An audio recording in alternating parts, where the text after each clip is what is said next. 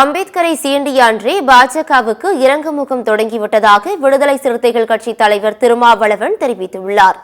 மத்திய அமைச்சர் அமித்ஷாவை கண்டித்து 1000 முறை அம்பேத்கர் பெயர் சொல்லும் ஆர்ப்பாட்டம் சென்னை வள்ளுவர் கோட்டத்தில் விடுதலை சிறுத்தைகள் கட்சி சார்பில் நடைபெற்றது. இதில் கலந்து கொண்டு பேசிய கட்சியின் தலைவர் திருமாவளவன், அம்பேத்கரை சீண்டிய அன்றே பாஜகவுக்கு இறங்குமுகம் தொடங்கிவிட்டதாக தெரிவித்தார். ஒடுக்கப்பட்ட மக்கள் மட்டுமே உச்சரித்த பெயரை இன்று ஒட்டுமொத்த நாடும் உச்சரிப்பதாக கூறினார். அம்பேத்கர் புத்தகத்தை 10 பக்கங்கள் படிப்பதற்கு பொறுமை இல்லாதவர்களுக்கு அம்பேத்கர் குறித்து பேசலாமா என்றும் திருமாவளவன் கேள்வி எழுப்பினார்.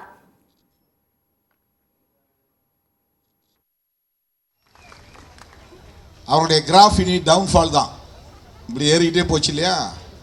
என்றைக்கு அவர் அம்பேத்கரை சீண்டினாரோ அன்றைக்கே அவர்கள் கீழ் நோக்கி இறங்குமுகம் ஆரம்பித்து விட்டது.